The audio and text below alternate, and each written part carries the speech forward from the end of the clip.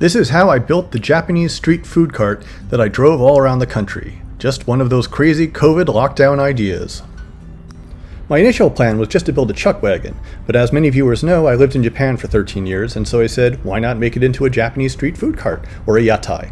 I sketched up some ideas on paper, and then I went online and ordered pretty much the smallest trailer I could find.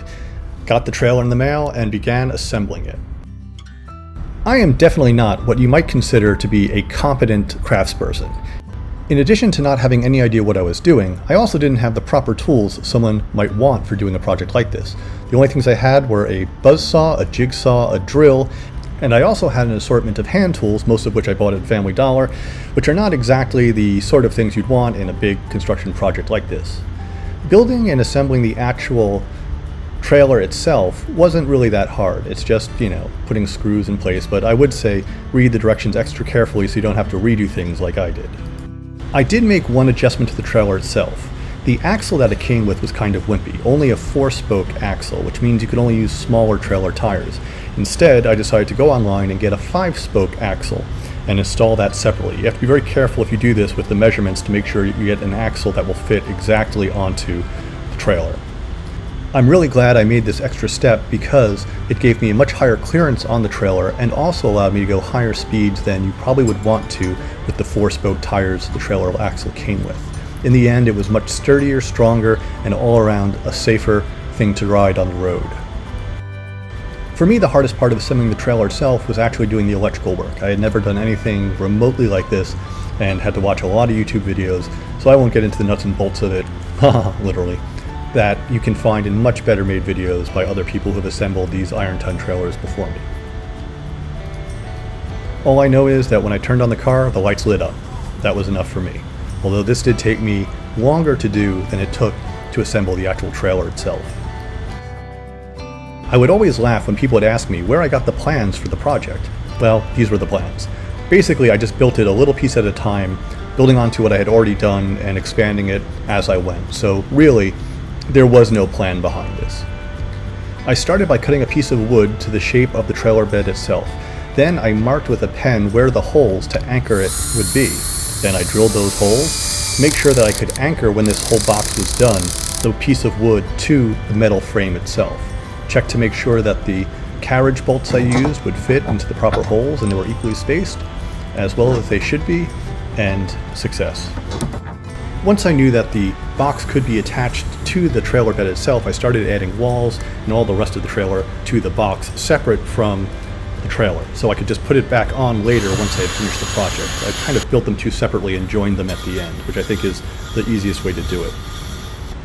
Once I had made the basic frame of the cart, I went about covering it in glue and linoleum flooring, which was a great way to waterproof the entire thing, especially the bottom part of it, because it would be exposed to the elements on the road in rainy, snowy, dirty conditions. So I was really making sure that I could get a sort of watertight seal around the outside of the box to prevent the inside from rotting away and falling apart. The sides I did in a sort of brown wood style linoleum flooring just to give it a little bit more of a rustic look, but basically all the sides and bottom of the thing are flooring. I added a drop-down door. These little latches I eventually replaced with something that could use a padlock. The hinges are pretty self-explanatory and they held up really well. Another thing I added, which took a little extra time but was worth it, I made an inset so that the stove itself could be lower than the surface of the table. That way I could put a cover over it and have more table space when I wasn't cooking. Once again, I used flooring, but these were flooring tiles and much sturdier than the flooring I used for the sides. I added a sink with a rechargeable faucet. It was awesome. I didn't expect to love it as much as I did. Basically, it made cleanup so much faster and easier. I added a drain to the bottom of the sink so that all the water would go out into a bucket underneath the cart. And also the faucet is attachable and reattachable with magnets. Inside I had plenty of storage for my refrigerator, my solar battery that runs the refrigerator, as well as all sorts of cooking gear and stuff I use on the road. The roof was the trickiest problem. I wanted to have that distinct Japanese yatai look, and I also wanted the roof to be able to collapse down when in transit and go back up when I was wanting to use it. So I drilled 4 holes, one in each corner, and then got poles of matching size to go in to prop up the roof itself. It was only necessary in very windy places, but I had made anchor points in both the base and the roof using door hinge pins. The roof I decorated by using shims. I glued them on and then covered the whole thing in stain and Flex Seal and everything I could think of to keep it as watertight as possible. Tried a couple different versions of chairs, but went with that wood one in the end, and then I was done. Amazingly, it all came together. Invited over some friends for a christening ceremony and barbecue, and off I went. Another great feature of the cart was it made a great outdoor office. Plenty of room for my computer and everything, and it all plugged into the solar battery in the cart. Setting it up and packing it away was actually much faster and easier than you might imagine. Generally speaking, it only took me about 4 to 5 minutes to set up. Putting it away took a little bit longer, but that's just because I'm very messy. The cart also has a 20-pound propane gas tank and about 10 gallons of water, which really made things a lot easier. The trip was fantastic, and the cart made all the difference. Over 20,000 miles, I don't know how many meals I cooked on it, but it was wonderful.